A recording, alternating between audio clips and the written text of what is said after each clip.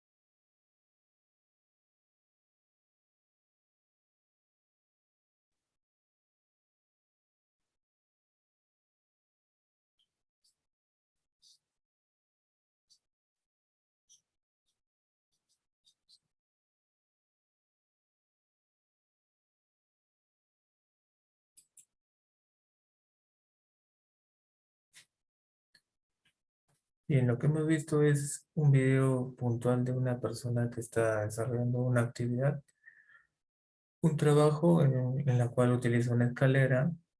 Sin embargo, al subir y ver que el objeto en el que iba a colocar, que era un letrero, pues no alcanzaba hacia la otra esquina, decide apoyarse y en este caso excede su confianza en tratar de llegar al punto para colocar el letrero en el otro extremo, ¿no? A raíz de eso es de que pisa mal y producto de esto, pues la persona cae al piso, dislocándose el cuello y prácticamente una muerte instantánea, ¿no?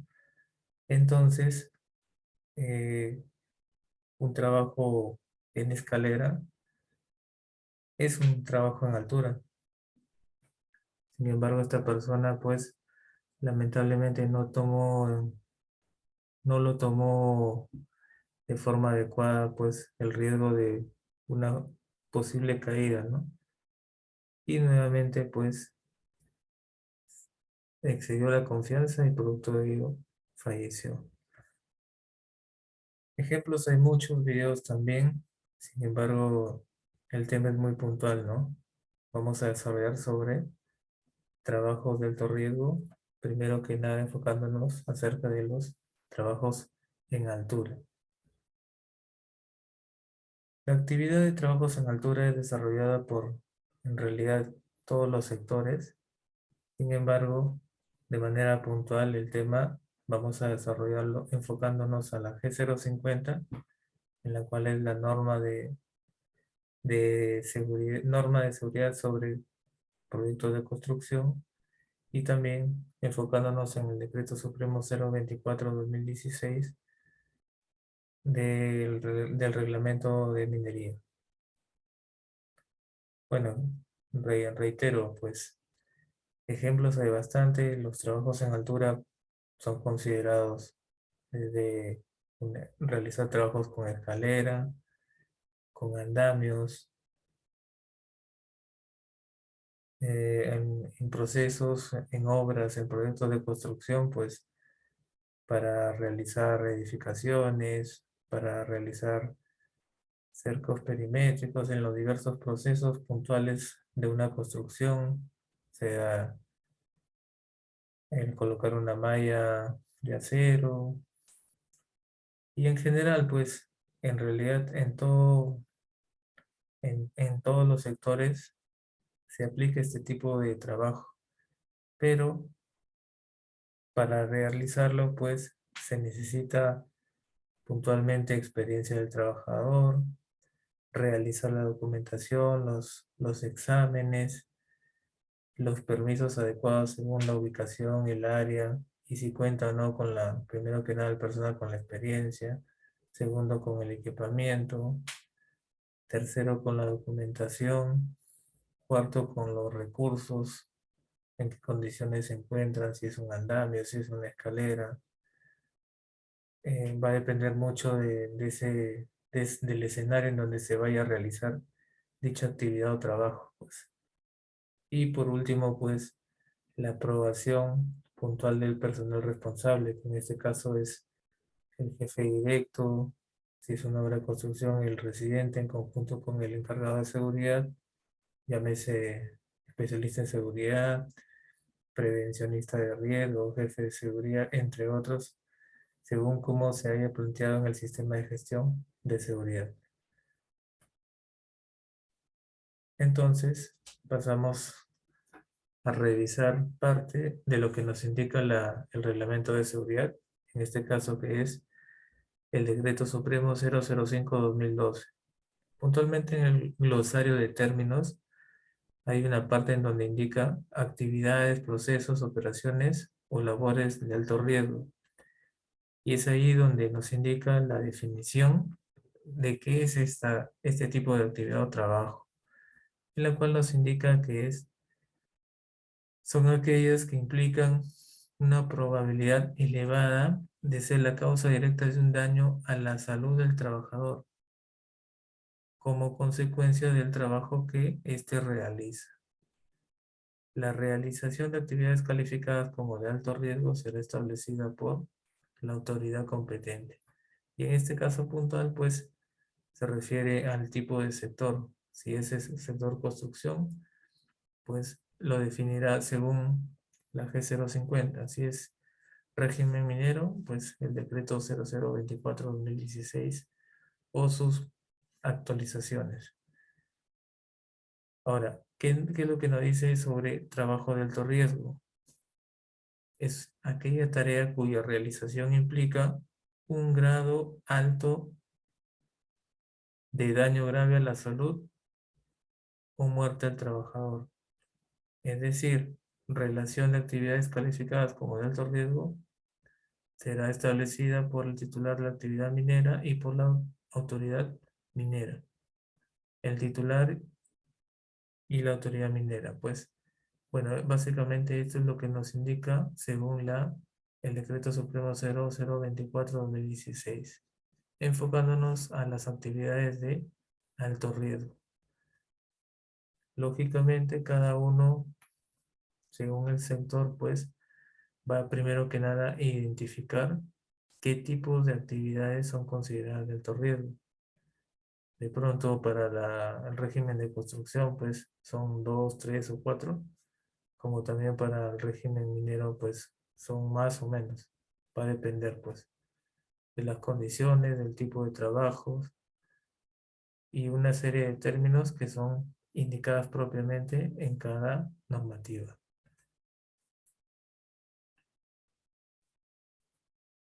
¿Cuáles son las características de los trabajos de alto riesgo?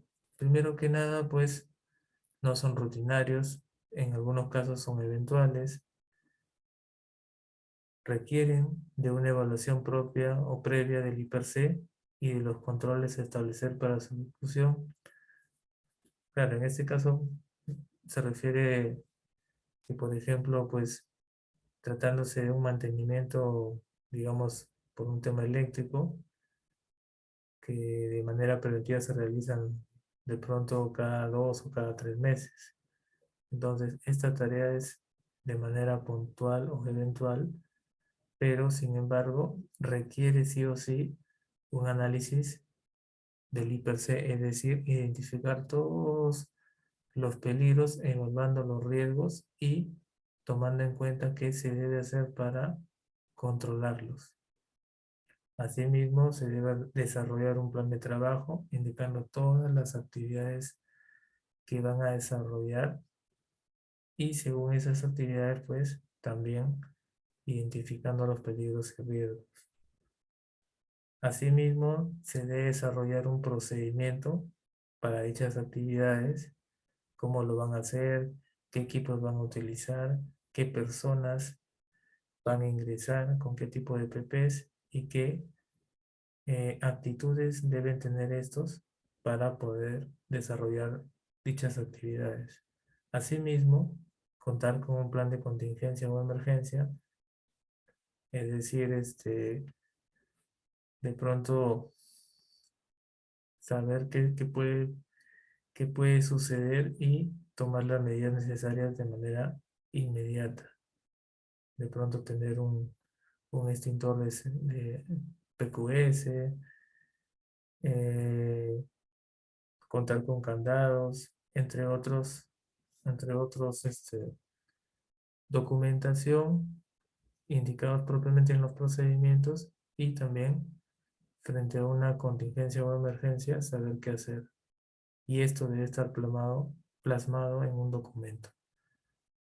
Contar con elementos de protección especiales, correcto, requerir exámenes especiales al trabajador, tratándose de pronto de un trabajo en altura, pues estos deben estar o deben haber desarrollado y aprobado un examen médico ocupacional en la cual estos garanticen, por ejemplo, que no tienen temor, vértigo a las alturas, entre otros análisis en la cual son realizados a través de un médico ocupacional.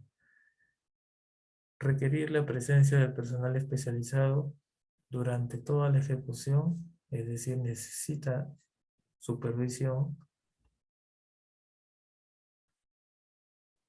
y asimismo de un permiso antes de realizar la ejecución, es decir, llámese un permiso de trabajo de alto riesgo, un permiso antes, por ejemplo, un permiso de trabajo en caliente, evaluando las condiciones, los equipos, el personal y la aprobación de las condiciones en este documento por el responsable de dicha tarea, que en este caso pues es el supervisor, el residente, el encargado de seguridad y el que está a cargo de esa cuadrilla o del personal que va a desarrollar dichos trabajos.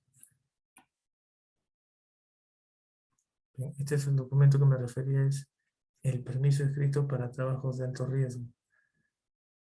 Básicamente es un documento que es firmado y avalado por los encargados, el jefe, el residente, el supervisor, de la mano con el encargado también de seguridad. Y este documento se debe desarrollar y evaluar puntualmente para cada tipo de trabajo puntual, así como también, si fuese en diversos turnos, también es de manera independiente. De manera independiente porque si es en otro turno, se va a ser desarrollado por otras personas, de pronto van a ser desarrollados en otra ubicación, en otra zona, es otro tipo de trabajo, entre otros. Entonces, puntualmente para un trabajo específico, se tiene que desarrollar ese documento. Si viene otro personal, si va a trabajar en otra zona, es otra cuadrilla y amerita otra documentación. Y así, entonces, esto debe ser desarrollado puntualmente según el tipo de trabajo, según la ubicación, según el horario, según las actividades planificadas de la mano con el encargado del servicio o de los trabajos a realizar. Y siempre estos deben ser monitoreados y supervisados por una persona responsable del área, de la contrata o de la empresa que ha solicitado dicho servicio. En todo trabajo de alto riesgo también hay un tema de responsabilidad, que es lo que nos indica el régimen minero, en este caso según el artículo 38, nos indica que se deben verificar que los trabajadores, por un lado, cumplan con el presente reglamento. Segundo, en toda actividad a desarrollar, siempre antes y después se debe realizar el orden y limpieza de las diferentes áreas de trabajo. Tercero, tomar las precauciones necesarias para proteger a los trabajadores verificando y analizando el cumplimiento del I+C realizada por los trabajadores en su área de trabajo. Es decir, si lo han desarrollado, pues tienen que cumplir todos los controles previamente identificados a fin de reducir o eliminar los riesgos con carácter de prioridad. ¿Qué nos dice el número 4? Instruir y verificar que los trabajadores conozcan y cumplan con los estándares y procedimientos estándares de trabajo seguro, usando adecuadamente el EPP apropiado. Se debe, asimismo, informar acerca de los peligros en el lugar de trabajo. Esto se debe desarrollar previamente a través de la evaluación o la realización del I+C, así como también, por ejemplo, si es que es un trabajo continuo o están haciendo la continuación, digamos, de un trabajo, pero ya con otro personal, con otra cuadrilla, pues estos deben informar de lo que ha sucedido, de los peligros y riesgos que se han encontrado y hacer un match para hacer la continuación del trabajo. Investigar aquellas situaciones que un trabajador o un miembro del comité consideren que sean peligrosas. Claro, en este caso, pues, va a depender mucho del nivel de identificación del personal al momento de realizar un trabajo, y si es que se ha escapado, no ha sido considerado en el I+C, pues, adicionarlo, y en cuadrilla, en grupo y en equipo, pues, tomarlo en cuenta, difundirlo para tomar las medidas adecuadas y de esa forma, si representa un peligro alto, pues tratar de eliminarlo o reducirlo con los controles adecuados. Verificar que los trabajadores, todos los equipos y máquinas que usen, pues tengan las adecuadas medidas de seguridad. En este caso es utilizar las guardas de protección. Se utilizan, por ejemplo, una amoladora, una tronzadora. Por ser un equipo de poder, pues amerita una medida de protección, que en este caso es la guarda de seguridad. Bueno, y ejemplos hay bastantes, todos los equipos en general tienen su protección, sin embargo, va a depender mucho del trabajador, del personal que los utilice para poder de alguna forma, pues, utilizarlo adecuadamente y de forma segura. Asimismo, también, ¿qué nos dicen en el número 8? Pues actuar inmediatamente frente a cualquier peligro, informando en el lugar de trabajo. Y bueno, cada persona es responsable de su seguridad y la de los trabajadores que laboran en el área a su mano. Es decir, el encargado, el jefe, el que lidera el equipo, pues tiene que estar completamente compenetrado con el tema de seguridad para darle la convicción al 100% de que el que está arriba, del que los lidera, pues maneja eficientemente el tema de seguridad, garantizando que su personal que está a cargo, pues lo desarrolle de manera segura. Y si por A o B se le escapa algunas cosas, pues que ese equipo, pues complemente las observaciones, y de esa forma, pues en equipo se reduzca y se implementen las medidas necesarias para evitar riesgos altos.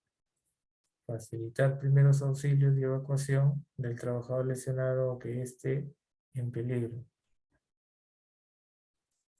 Bueno, acá en este punto, pues es muy importante, se refiere a tener primero que nada una brigada de emergencia, un botiquín adecuado de primeros auxilios y una adecuada zona o ruta de evacuación, a fin de que esta persona, si es que ya ha sucedido, ya se ha lesionado, pues se le dé o se le brinde los primeros auxilios en la zona, en el lugar del accidente, y posteriormente, según la evaluación, ya sea de la mano con el encargado de seguridad o el médico o enfermero ocupacional, pues tomen las medidas necesarias, y si amerita o no una evacuación a una clínica o un hospital cercano, pues realizarlo.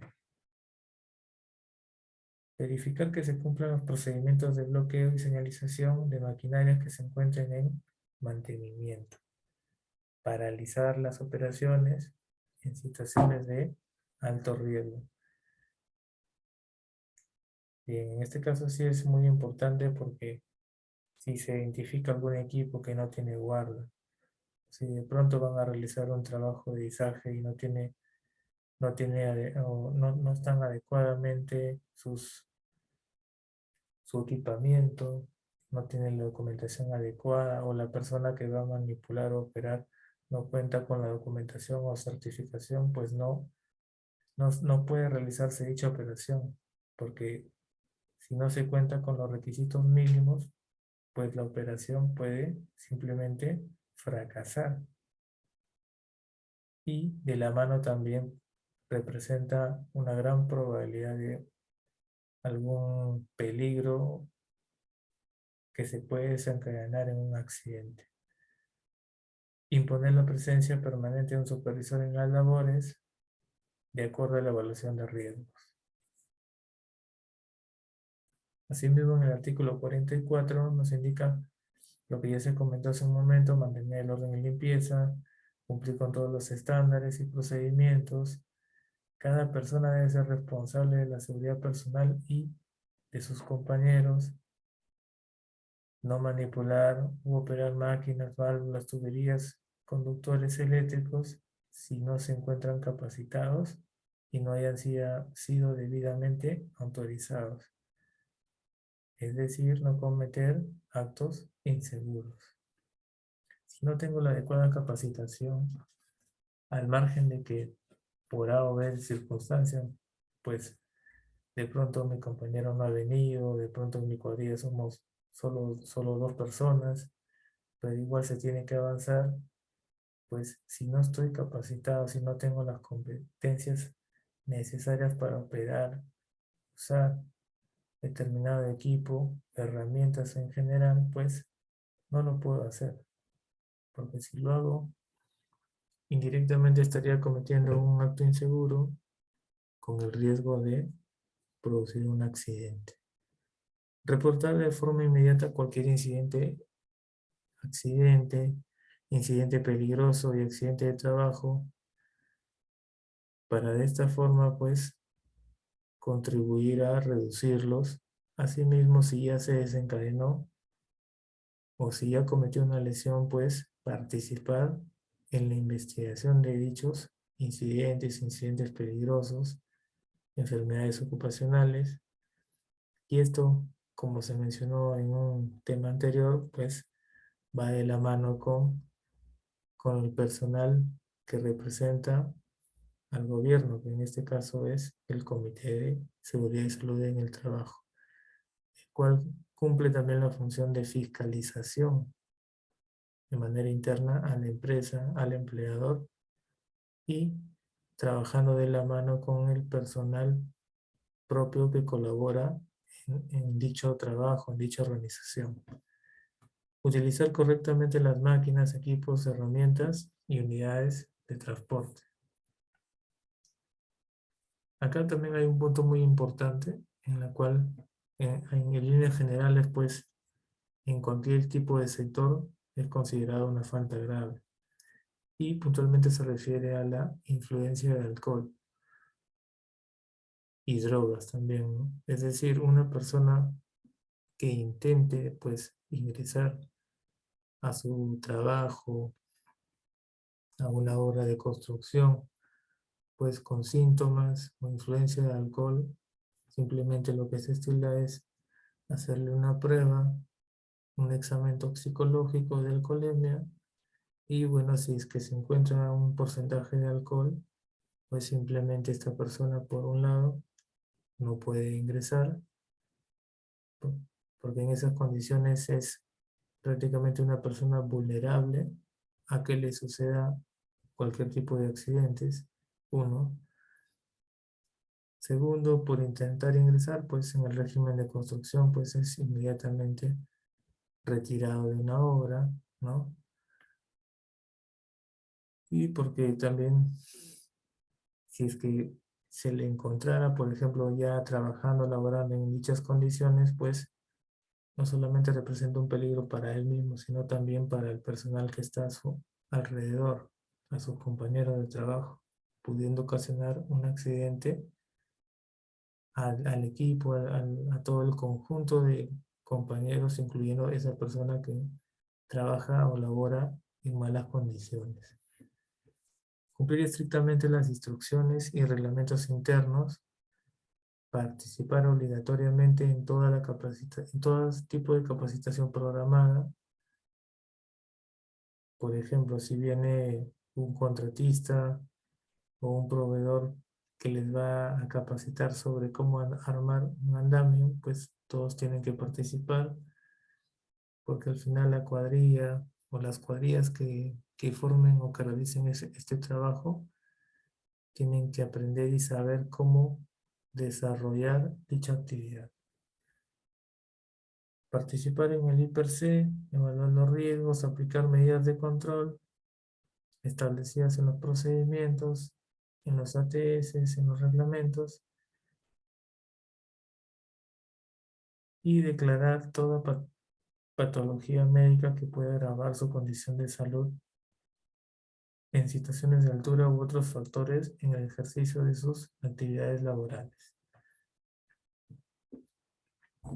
Entonces, puntualmente acá se está viendo o se está enfocando los trabajos de alto riesgo, como vuelvo a repetir, enfocándonos en la normativa del sector construcción, que es según la G050, y en la normativa del régimen minero, que en este caso es el Decreto Supremo 024/2016.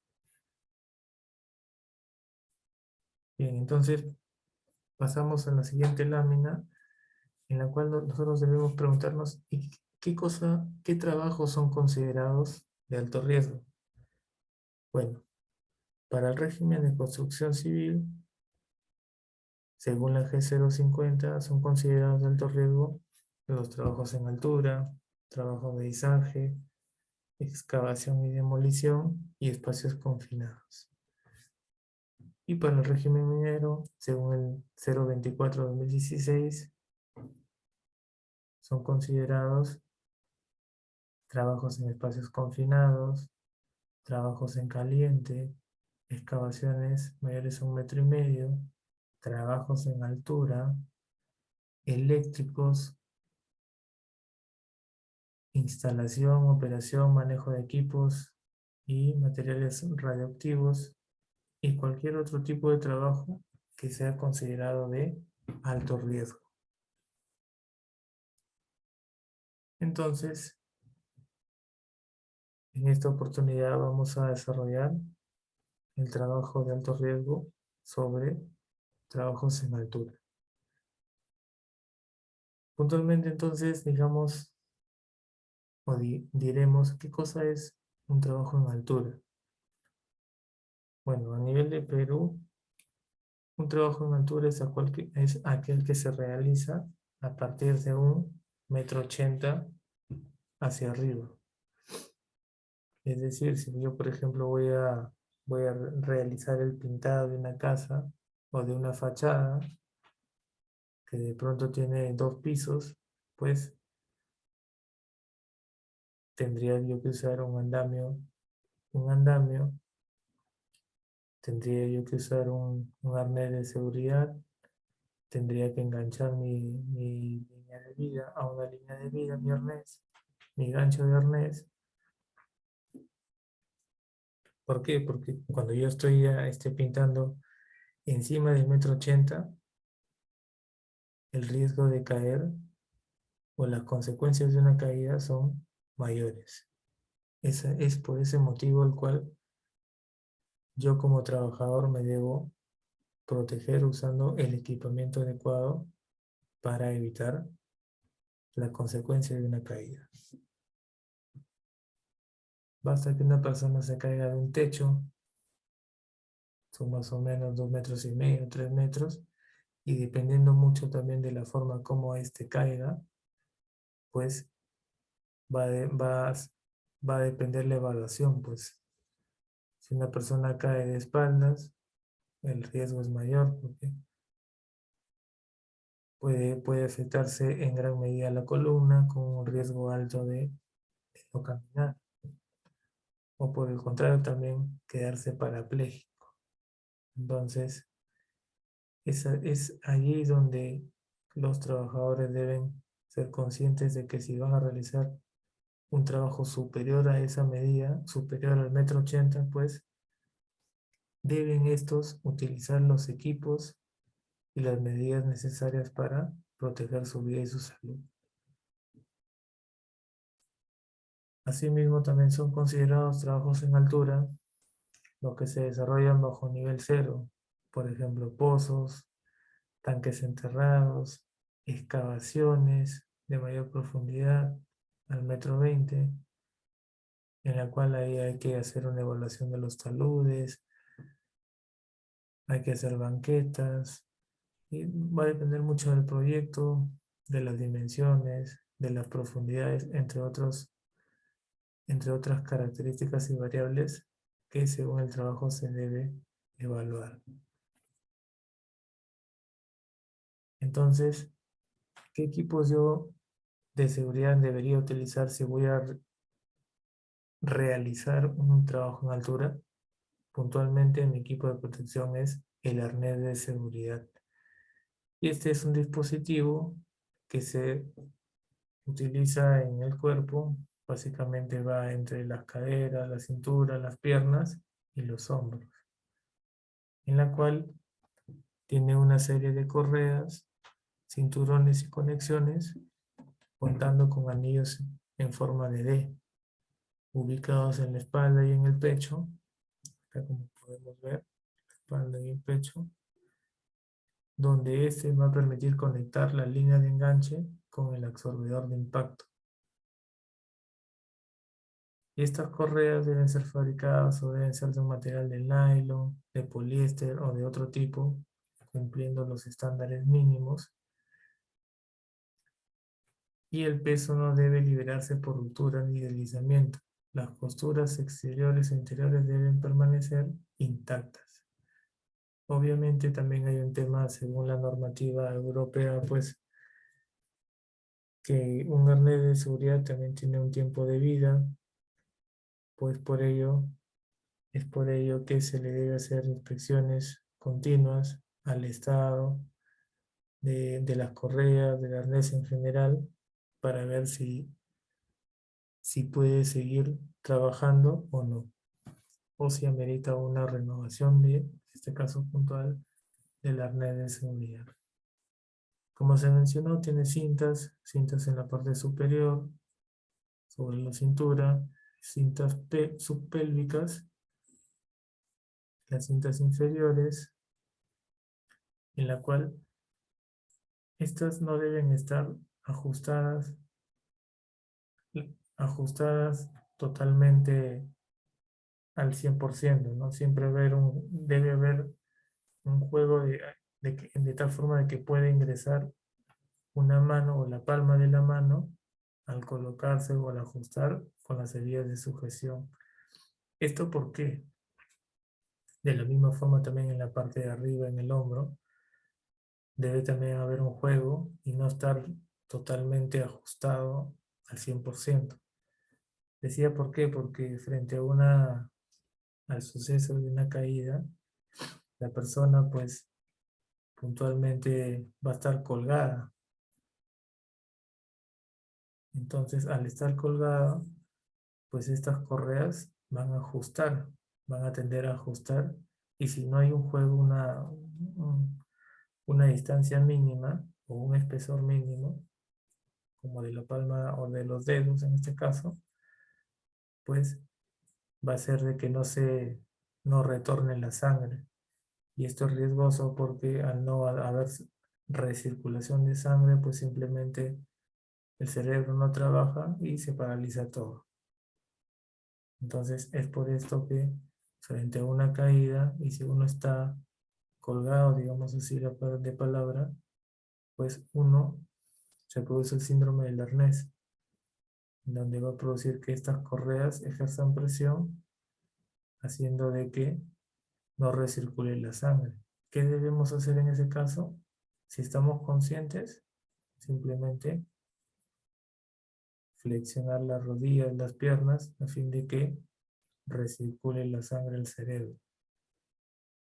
Y de esta forma, pues evitar de que sí haya, de que no haya flujo de sangre, pues. Obviamente si una persona se cae y por A o B circunstancias, pues es golpeado o se golpea o termina inconsciente, inmediatamente se tiene que realizar el plan de rescate, tomando las medidas necesarias, en este caso, encontrándolo de manera inconsciente. Entonces, es muy importante el uso adecuado, es muy importante el mantenimiento y las inspecciones periódicas de este equipo que, al desarrollar diversos trabajos en altura, pues nos va a permitir salvarnos la vida. ¿Para qué se usa?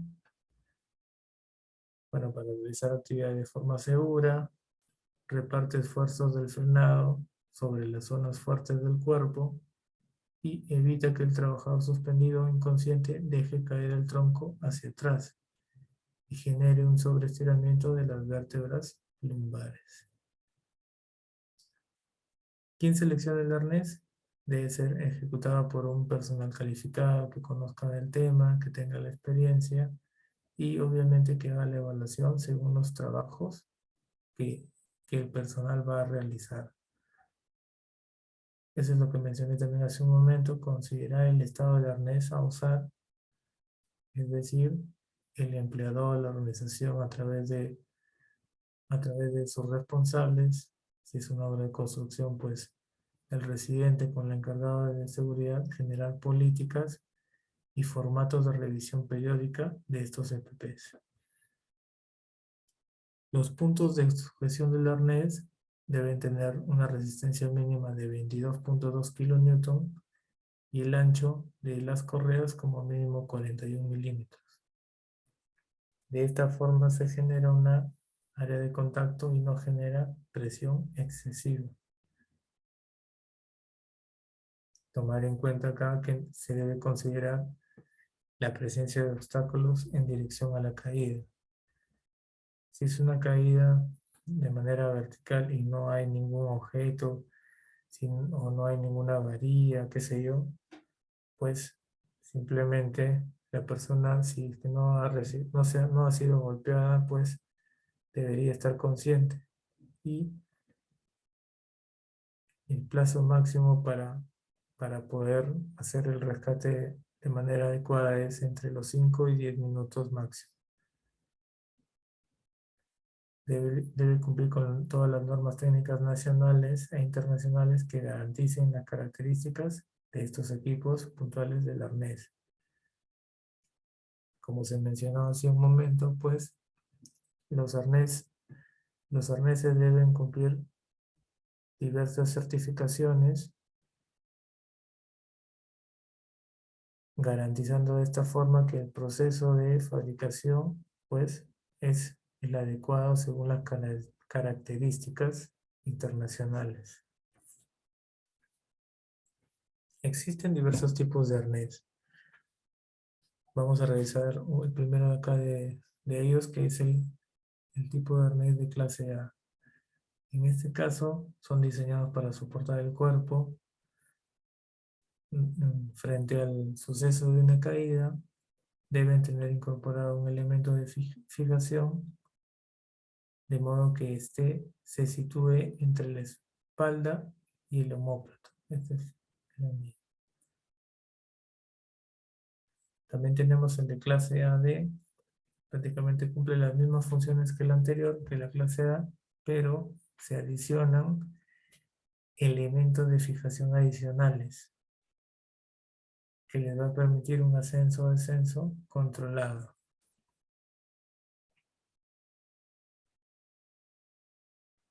Acá tiene doble correa. El de clase AE. De la misma forma también adicionan elementos de fijación y en este caso es en los hombros. La clase AP adicionan elementos de fijaciones acá en los costados que les va a permitir conectarse a un sistema de posicionamiento de trabajo y son colocados alrededor de la cintura. ¿Cómo uno debe colocarse un arnés? Primero que nada debe agarrar del anillo en D y sacudirlo. De esta forma se va a ordenar las correas tanto por la parte del- de la cintura hacia arriba como hacia abajo. Ahora, si las correas del torso, piernas y cintura están abrochadas, debe soltarlas para poder ajustarlas a la medida, dejando un, ¿cómo se diría?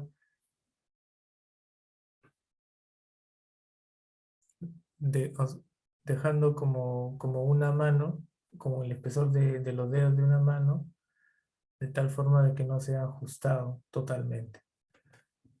Deslizar las correas sobre cada hombro y de esa forma se va a ir ajustando.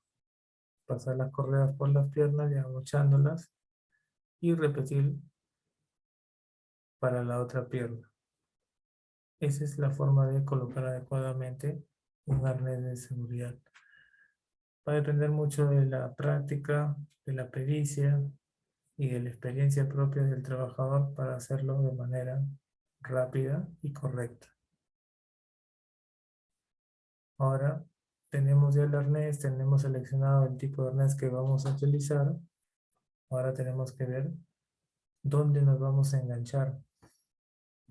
Porque el arnés es simplemente un equipo de protección personal. Pero a mí me falta engancharme a una determinada línea para poder garantizar que si yo me caigo, pues no voy a caer al vacío y de pronto no va a ser una caída en seco instantánea. Entonces, acá hay que desarrollar la línea de enganche o anclaje. Es una extensión del arnés que tiene dos mosquetones, son los de acá, de doble seguro para asegurarse en la línea de vida, acá. Y este elemento limita los esfuerzos de la frenada gracias al absorbedor de impacto de energía, que ese es el de acá. Este es el de acá, el absorbedor de impacto. Entonces, esto yo lo voy a colocar en la parte de atrás, en el anillo en D. Acá voy a enganchar mi absorbedor y posteriormente, a través de los mosquetones, me voy a enganchar a una línea de anclaje. En el sector construcción nos indican que podemos utilizar como línea de vida, como mínimo una soga de nylon de mínimo 5 octavos. Y esto debería ser debidamente tensada y de forma individual.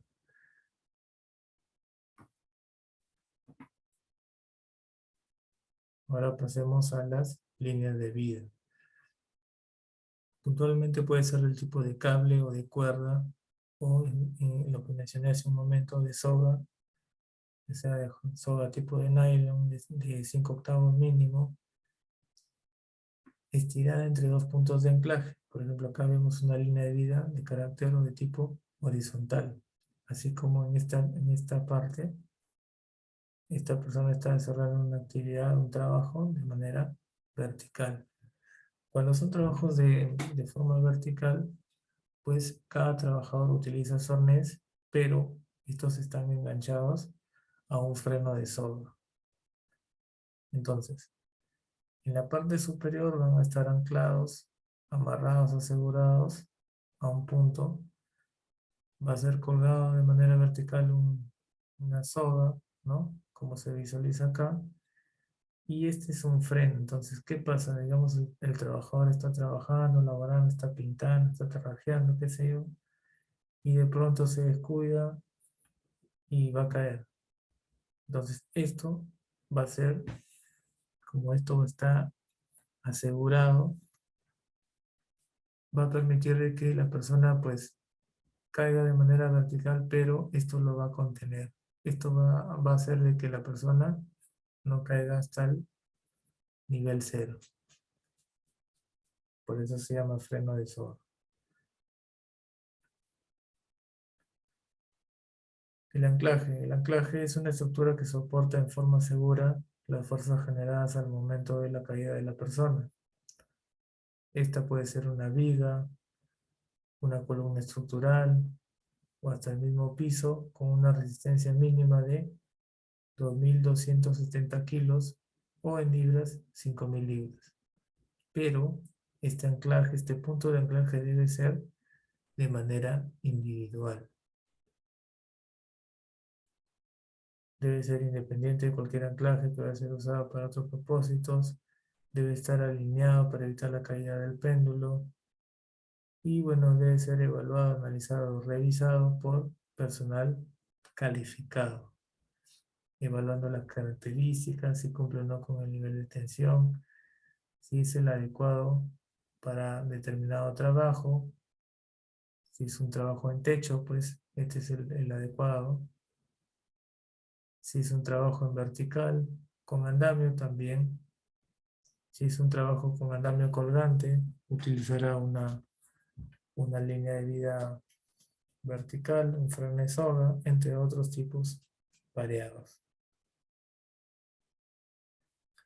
Tenemos también diversidad de puntos de anclaje y esto va a depender mucho de la norma UNE 795, en la cual esta define 6 clases de dispositivos de anclaje. El primero de ellos es la clase A1, y en la cual estos son fijados a un anclaje estructural sobre superficies verticales, horizontales o inclinadas, tales como paredes, techos, tejados, entre otro sitio donde exista.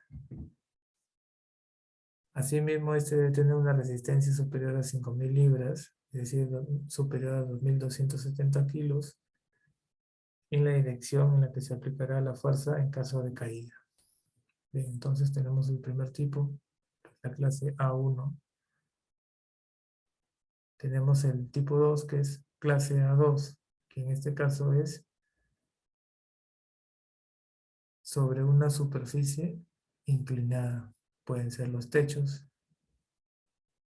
en forma de V. También existe el tipo clase B, en la cual son anclajes provisionales o transportables. El tipo de clase C es una línea flexible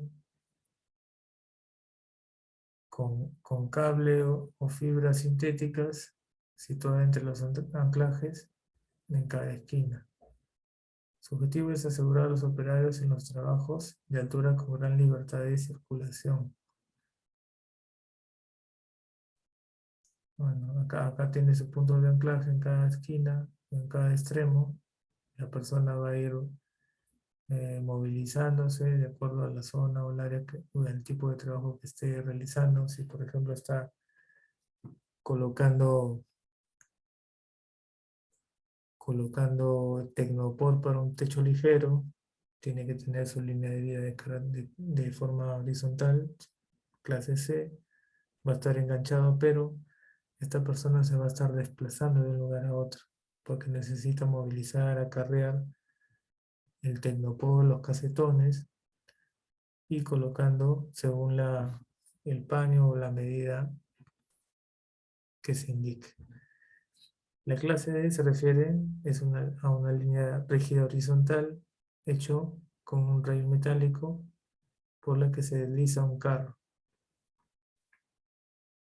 En este caso, por ejemplo, este es el que se usa, por ejemplo, para hacer aseguramiento de cargas en plataformas de tractores, de camiones, en la cual se hace una especie de voladizo y la persona va a ir circulando, asegurando sobre la carga encima, pero tiene un riel que lo permite desplazar y si por A o B circunstancias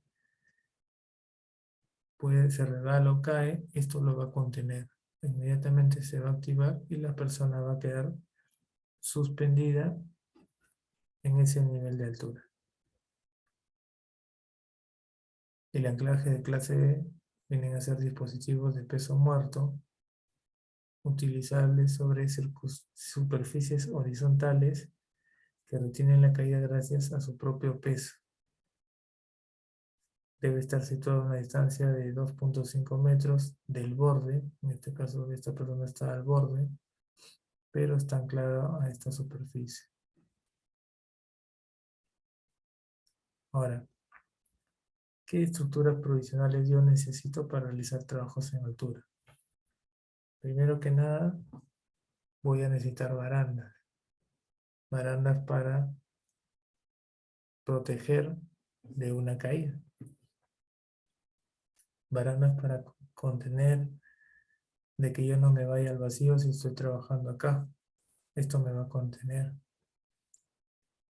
Por ejemplo, en obras de construcción, de edificación, para ir realizando el proceso de hacer encofrado, vaciado de paredes, de muros, pues se colocan las escuadras, anclándose en las paredes y luego se coloca la plataforma, que en algunos casos son plataformas metálicas, como también en algunos casos son tablones debidamente arrostrados, asegurados, de tal forma que estén fijos, que no se muevan, y en la parte lateral se colocan las barandas. Asimismo también en la parte superior se colocan las líneas de vida y el personal va a estar acá manipulando, trabajando, realizando de pronto el proceso de vaciado, encofrado, debidamente enganchado a una línea de vida. En la parte de acá abajo se refiere a un rodapiés. Es decir, cuando las personas están trabajando, están manipulando, están amarrando, colocando fierro, están usando sus herramientas. Digamos que estamos acá en un piso 2 y en la parte baja hay personal que está transitando, está movilizando material, acarreando. Pues si no coloco el rodapiés, en alguno de los casos puede haber una caída de algún producto, de un ladrillo, de un material, de una bolsa de cemento, entre otros. Entonces, es por esto que utilizan los rodapiés, que me va a permitir evitar cualquier caída de algún producto, alguna herramienta hacia abajo. Entonces, las barandas generalmente se utilizan dos a 0. A medio metro y a 1 metro o 1,20 m, y en la parte baja de 15 centímetros de altura un rodapiés. Andamios tubulares. Bueno, puntualmente acá se refiere al armado del andamio, las condiciones que éste debe tener para poder hacer el montaje, el desmontaje, de que tengan un adecuado nivel de base, que el armado sea el adecuado con los diagonales, debidamente arriostrado, perdón, que tengan las escaleras de acceso y que si el personal va a realizar un trabajo en el segundo cuerpo, pues estos deben estar debidamente enganchados, enganchándose su arnés a estas esquinas o estos tubos, previamente asegurados con la chaveta. ¿Cuándo debo utilizar un andamio? Cuando está con la tarjeta de operativo. Operativo es de color verde. Cuando está en amarillo, generalmente es en situación de mantenimiento, de revisión, y rojo es inoperativo, no debemos usarlo. Asimismo, también representan trabajos en altura cuando voy a utilizar una escalera. Entonces, se debe asegurarse y apoyarse firmemente cumpliendo cierta altura. Si yo estoy apoyado hacia la parte superior, lo mínimo es 60 centímetros y bueno, en ángulo de 75 grados. Y en la parte baja, dependiendo de la altura, pues debería haber una persona que esté revisando, apoyando, inspeccionando. Si es que de pronto necesita acá la persona que está arriba algún material, alcanzarlo o ver lo que necesita, entre otros tipos de recursos que requiera. Cuando están en uso, las escaleras deben estar atadas. Si por ejemplo estamos en un sótano 1 y voy al semisótano, en la parte superior, acá yo tengo que amarrarlo. Porque generalmente, sí, de repente la escalera es solamente usada como una vía de acceso o como una vía de desplazamiento, ¿no? Tengo que subir al semisótano, pero acá no nadie me va, no, nadie me va a estar eh, asegurando la escalera porque es como una vía de acceso para subir o bajar, no para hacer trabajos, en la cual va a estar acá la persona un tiempo necesario, ¿no? 10, 15 minutos no es. La persona sube o baja y acá debe estar amarrada, asegurada, ya sea con alambre, pero de esa forma debe estar fija. Y las escaleras deben colocarse de manera tal que su punto de apoyo debe estar a una distancia máxima de 1/4 de su longitud. Asimismo, también se debe tomar en cuenta cuando están trabajando cerca a zonas o lugares donde hay eh, instalaciones o conductores eléctricos, ¿no? Entonces, si se trata de una escalera metálica, debe colocarse un aviso. La zona donde se va a guardar, donde se va a almacenar las escaléricas deben ser zonas o almacenes adecuados, garantizando que estén con óptimas condiciones. Se debe realizar una inspección visual de la escalera antes y después de su uso. Y si no cumple o si ya se rompió un escalón o el seguro está malogrado, entre otros, pues simplemente darle de baja colocándole su tarjeta roja, que significa fuera de servicio. Ahora, cuáles son las consecuencias de una caída? Va a depender mucho de la gravedad de las consecuencias en la integridad física y la salud del trabajador. En este caso, es necesario que el empleador adopte medidas de control de riesgo, ya sea en la fase de proyecto de diseño de métodos, para excluir aquellas tareas o situaciones que tengan riesgo de caída, mediante el uso de protección colectiva. Por ejemplo, acá vemos una persona que se ha caído. Bueno, según la imagen, está en un ambiente, en un almacén. Estos de acá son racks, estos de acá son paletas, cajas, cartones. Y bueno, la persona ha estado usando este tipo de escalera. Bueno, no sé, lo que podríamos interpretar acá es de que de pronto no pisó bien el escalón, o se descuidó, o se movilizó de un lugar a otro, y producto del exceso de confianza, pues cayó. ¿Cuáles son las fases de una caída? Para empezar, pues el inicio de una caída es lo primero que pasa. En este caso, pues en las 3 primeras décimas de segundo, nuestro cuerpo ha caído 45 centímetros, cerca de medio metro en 3 décimas de segundo. Segundo viene la caída libre.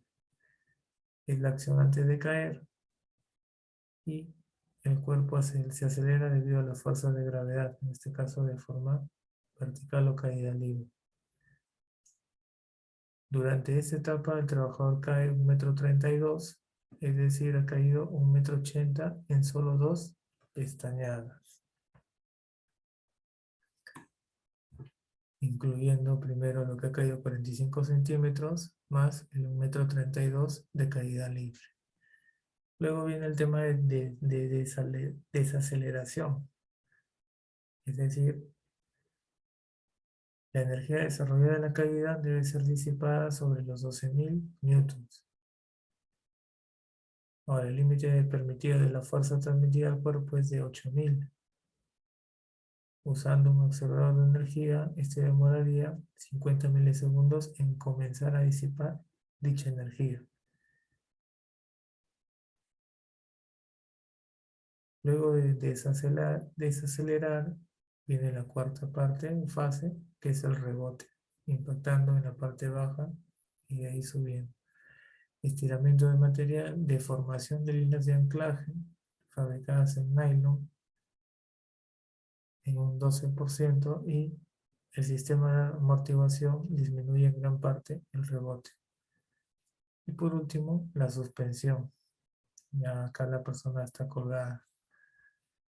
La sangre comienza a estancarse en las extremidades, vértigo, náuseas, y el promedio de duración es de 15 minutos con arnés completo, 6 minutos con arnés de cintura y pierna y 90 segundos con cinturón de seguridad. Y acá empieza lo que se comentó hace un momento sobre el síndrome del arnés.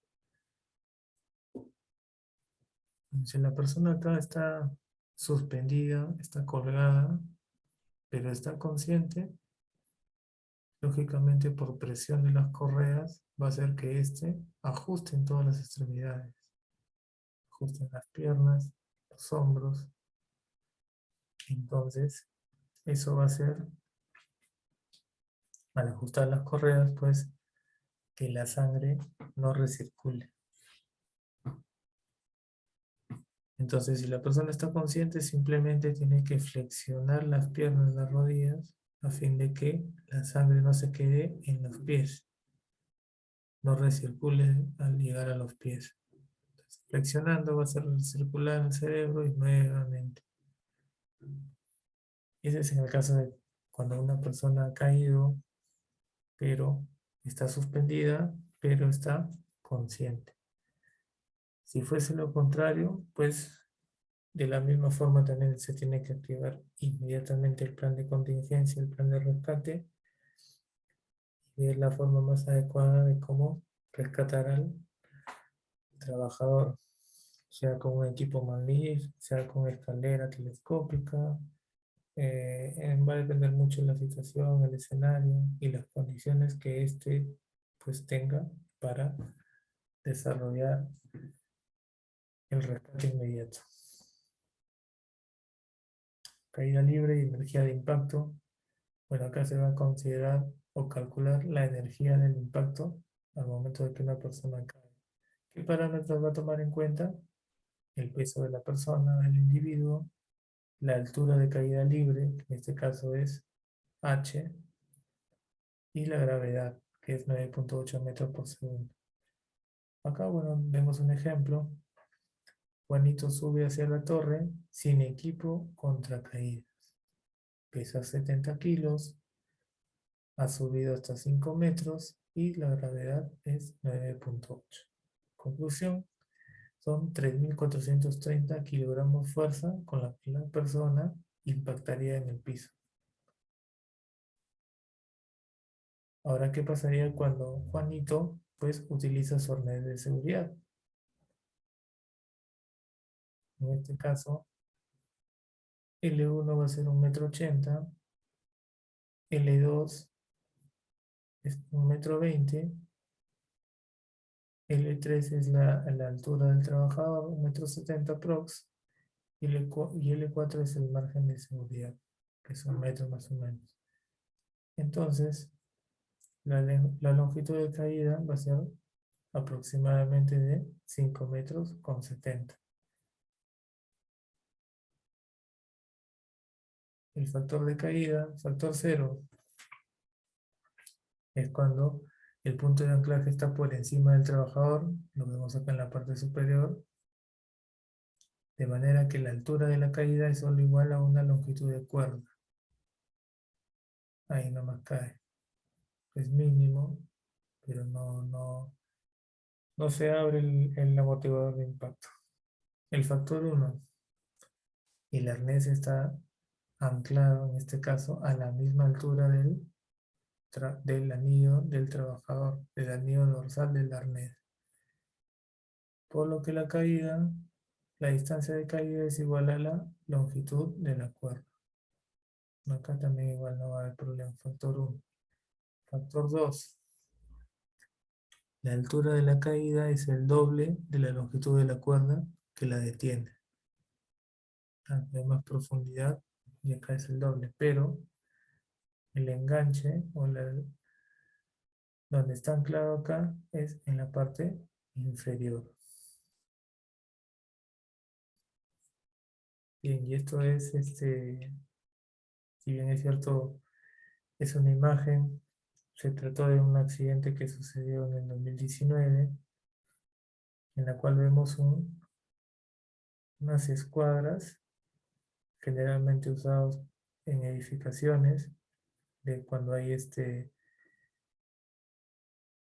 colocación, generación o construcción, primero que nada para sótanos de muros pantalla, ¿no? Muros tensados, y en la cual, según el tipo de proyecto o la cantidad de sótanos, pues estos van a ir bajando a manera de anillos.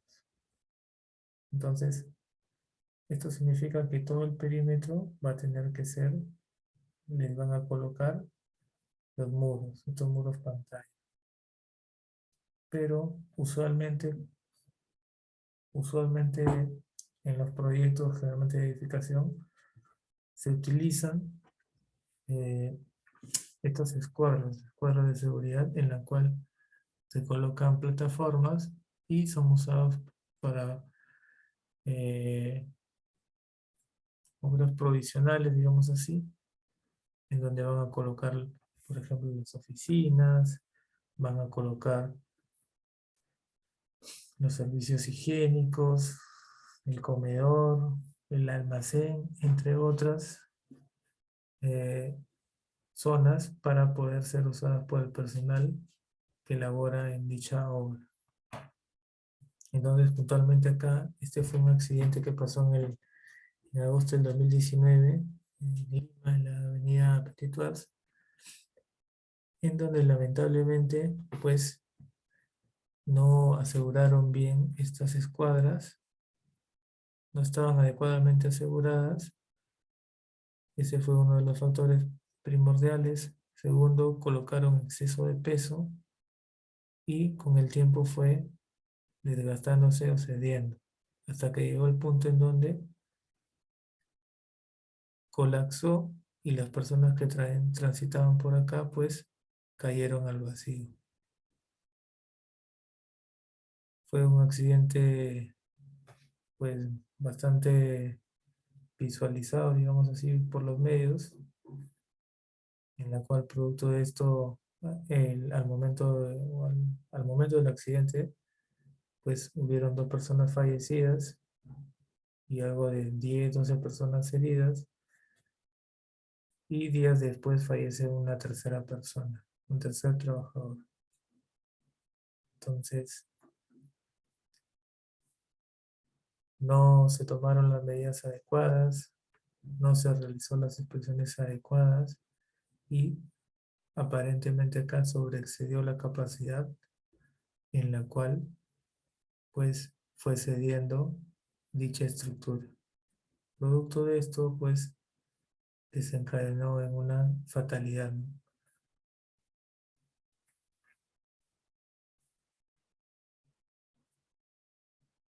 Bien, esperamos que haya sido de su agrado la exposición acerca de trabajos en altura.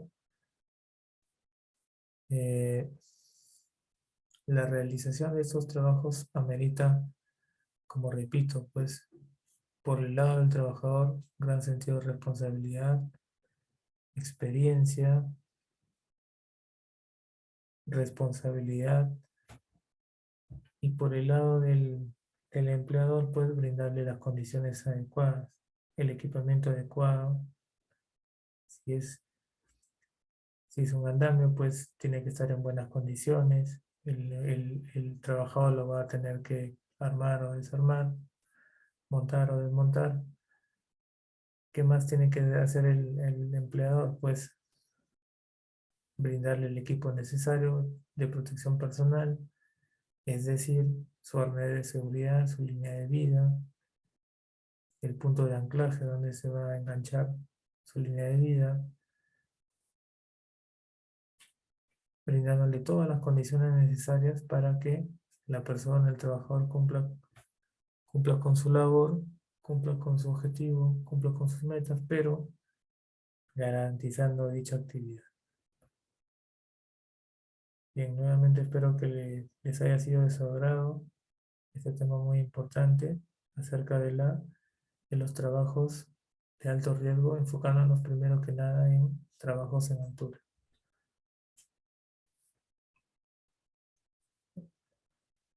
Nuevamente agradecerles a todos y espero volvernos a encontrar en otro módulo.